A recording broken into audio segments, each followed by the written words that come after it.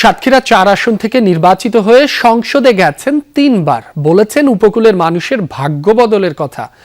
নারীদের পর্দা করা, নীতি নৈতিকতার কথা বলা মানুষটির অন্তরালের খবর সামনে আসার পর লজ্জিত নিজ এলাকার মানুষ। জামায়াত থেকে বহিষ্কার হলেও এমপি পদ থেকে তাকে অপসারণের দাবিতে চলছে আন্দোলন।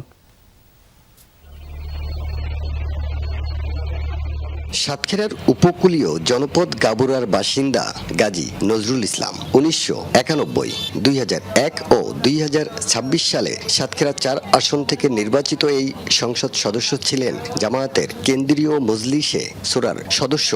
সম্মানিত মা ও বোনেরা, আসসালামু আলাইকুম রহমতুল্লাহ। নারী কেলেঙ্কারিতে জড়িয়ে এরই মধ্যে খুঁজছেন দলের পদ। একজন বয়স্ক রাজনীতিবিদের এমন কাণ্ডে লজ্জিত এলাকাবাসীও। উনি যে কার্যকলাপটা করেছেন তাতে করে আমাদের ঘৃণা হয় যে উনি যে সংসদে না যেতে পারেন।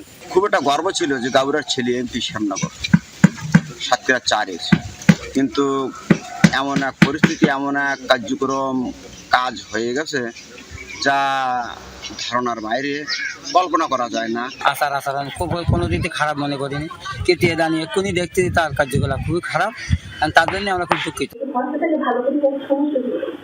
গেল সোমবার রাতে সামাজিক যোগাযোগ মাধ্যমে ছড়িয়ে পড়ে এক নারীর সাথে গাজী নজরুলের অন্তরঙ্গ ভিডিও। দল থেকে বহিষ্কার করলেও এমপি পদ থেকে তাকে অপসারণের দাবিতে নির্বাচনী আসনে চলছে লাগাতার বিক্ষোভ সমাবেশ। 18 বছর মেয়ে নিয়ে যে একের পর এক বিবৃতি দিয়েছে, কখনো বলেছে ক্ষমা চেয়েছে, কখনো বলেছে আমার বিবাহিত স্ত্রী। মূলত তারই প্রতিবাদে আজকে আমরা এখানে সমাবেশ। 70 বছরের বড় যদি 16 বছরের একটি নারী নিয়ে ধরা খায়, তাহলে উনি 71 সালে ওই মুক্তিযোদ্ধার মাঠে কি যুদ্ধের ভূমিকায় ছিল, নাকি 2 লক্ষ মা বোনের সম্ভ্রম নেওয়ার ভূমিকায়? বহিষ্কারের পর নিজ দলের সমর্থকরাও বিচার চান এই এমপির। ইসলামী দল আল্লাহর কোরআন মানে, আল্লাহর কোরআন অমান্য করলে তার ঠিক ইসলামী কায়দায় শাস্তি হোক।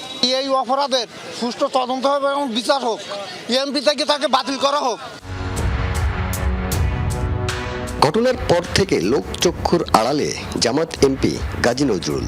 এরই মাঝে নতুন করে সামাজিক যোগাযোগ মাধ্যমে ছড়িয়েছে তার আরেকটি ভিডিও।